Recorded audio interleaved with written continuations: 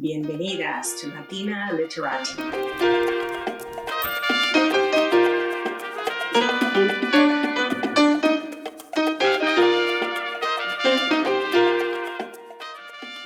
If you enjoy wonderful books, interesting people, and great places, then this is the channel for you.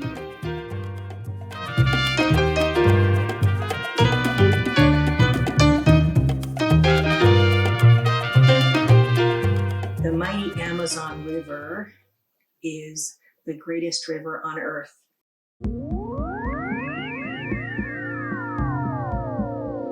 Some say the Nile is longer, but the Amazon River begins in the streams of the Peruvian Andes and then meanders east to west for over 4,000 miles or 6,400 kilometers.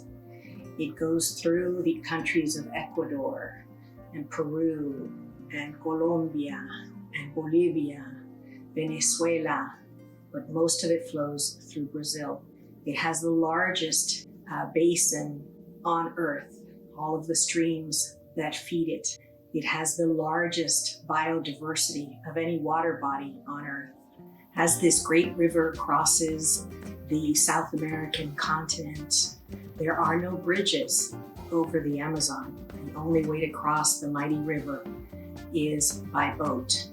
And as it empties into the Atlantic Ocean, where salt water and fresh water mix together, that is where it becomes part of the Atlantic Ocean. Originally, the Spanish named it Santa Maria de la Mar Dulce because it is so large, so long, and of course it's sweet water. Dulce means sweet.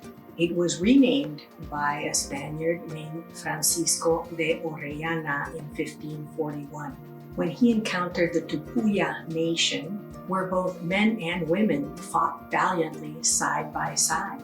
In astonishment and almost reverence, as he saw what he'd never seen before, men and women fighting side by side together valiantly, he renamed the river. And in homage to the Tupaya force, he renamed the river Amazonas. Of course, he was hearkening back to the Greek myth of Scythian female warriors, having nothing to do with the indigenous or native peoples of South America. There are many theories as to where the name Amazon or Amazona may come from. My preferred is the theory that it comes from the Farsi, the old Persian language. Hamasan means to fight together. And that's what we have to do. To help our indigenous brothers and sisters, we need to fight together. We need to be Hamasan together. So I share this story because we celebrate the South American area, and even the word South America has nothing to do with the indigenous people who were subjected by invading forces. We now know that about 90% of our indigenous brothers and sisters, our indigenous relatives, did not survive the invasion, mostly because of disease, but also, as we've spoken about before, because of mistreatment. There are two nations in this hemisphere that are majority indigenous, and those are Bolivia and Guatemala. And those nations should be very proud of the fact that there has been a survival of the indigenous nations that inhabit what we now call hemispheres and what we call continents. So the greatest river on earth is named after a Greek myth by an astonished Spaniard, and the name has nothing to do with the people that inhabit the areas around this great waterway. I just want to create a little bit of consciousness about how artificial the names are that have only been present for, 500-600 years. But our indigenous relatives have been here for 10-20,000 years. I'm going to repeat that. Our indigenous relatives have inhabited these lands for at least 10 to 20,000 years. So what do artificial names or artificial lines or artificial borders mean? They don't mean much. They don't, because we belong together. And it doesn't matter whether you say, I'm from this side of the line and you're from the other side of the line. Those things are completely artificial. And so as we focus on Indigenous Peoples Day and Indigenous Peoples Month, the focus of today is to really talk about how to support our Indigenous relatives.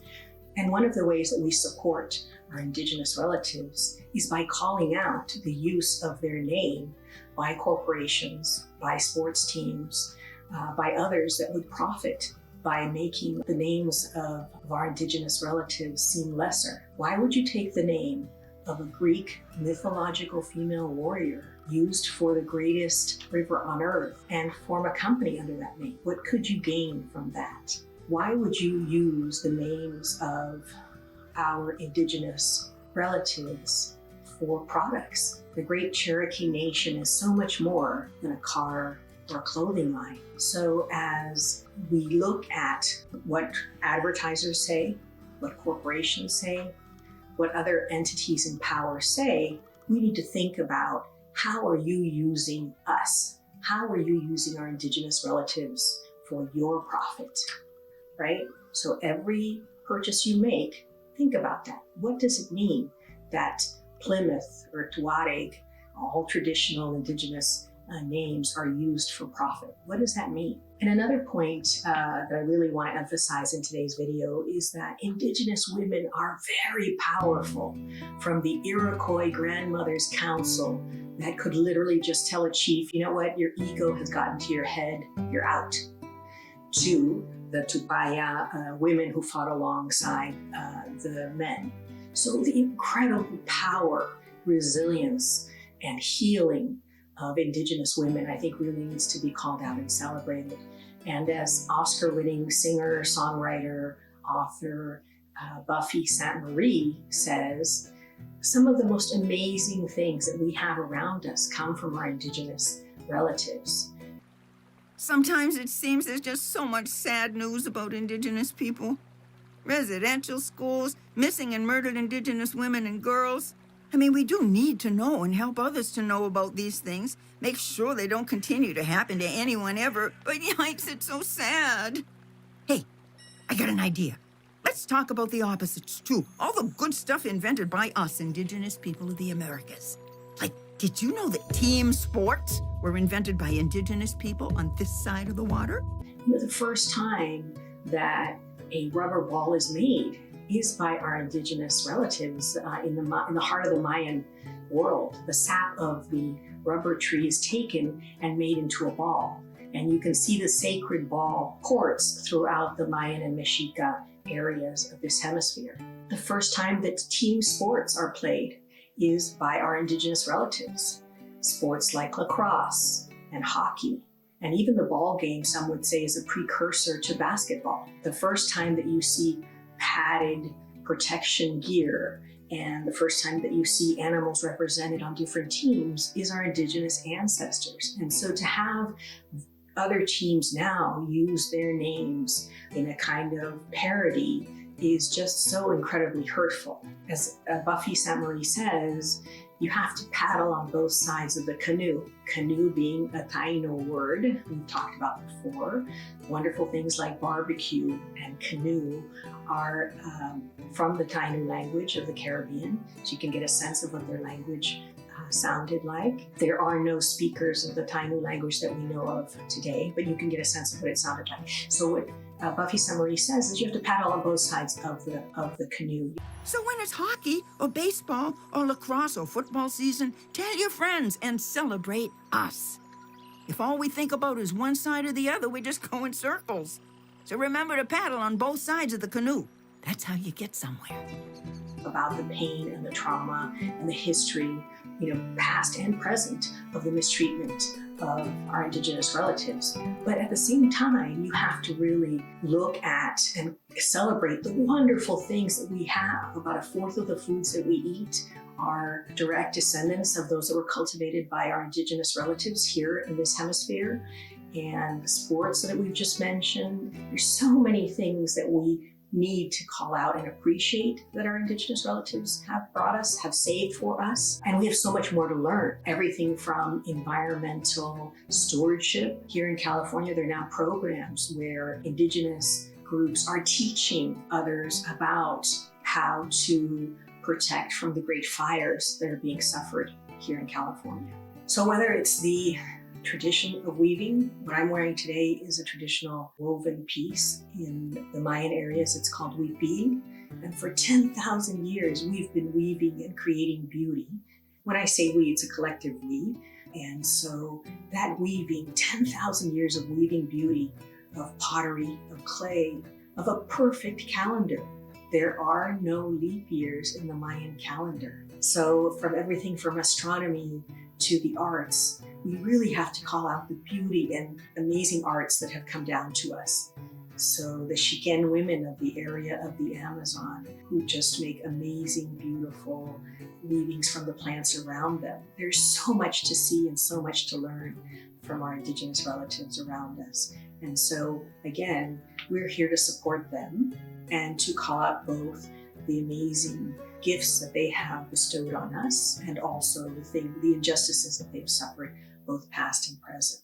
So I just want to take a minute to call out the corporate exploitation of the sacred.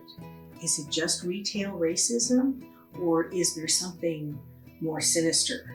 Is there an attempt to somehow replace the beauty of our Indigenous relatives with something artificial and corporate? And I leave that for you to ponder. If there's one thing that we can all push for, is the doing away of the discovery doctrine. And it's present in both state and national laws throughout the hemisphere. And it basically treats our Indigenous relatives as lesser. Even the iconic Ruth Bader Ginsburg on the US Supreme Court used it to rule against a tribe, if I'm not mistaken, in 2005. And so it really has to be just wiped from all of our laws because it is racist and it's untrue. Nothing was discovered at any time. So people, as I keep reiterating, our Indigenous relatives have been here for 10,000, 20,000 years. So there's nothing to be discovered. There is something to be admired. There's a lot to be admired. There's a lot still to be learned from our Indigenous relatives. And that's really the focus as well of the video today. So in this video, instead of book recommendations, I'm going to leave in the description box sites where you can explore ways to support our Indigenous relatives, because that's what we need to do. We need to support them in their efforts, whether it is keeping the environment safe, keeping their families safe, helping men, women in trauma heal. We need to help our Indigenous relatives. And so I would recommend, and I hope you'll join me in taking a look at ways that we can help. And in the description box, there'll be links of both Indigenous businesses and sites to support Indigenous causes. So let's celebrate Indigenous Peoples Day every day, because every day we enjoy gifts that our Indigenous relatives have given us and have saved for us over the millennia. So we have much to do and much to learn, from traditional medicinal practices to teaching our children so that they don't forget where they come from, where we must go. The thought that actions should be looked upon, how they affect 7 generations ahead. That's also a traditional Indigenous viewpoint. When you make a decision, how will it affect 7 generations from now? And we've got a lot of important decisions to make together. And so again, I go back to the word hamasan. Now let's do it together. Thank you so much for joining me on this adventure, on this journey in this video. Please like, share, and comment. I would love to hear your comments about the video and about anything else you'd like us to talk about. Thank you so much. And as always, mucha salud, mucho cariño, y mucho amor. Gracias.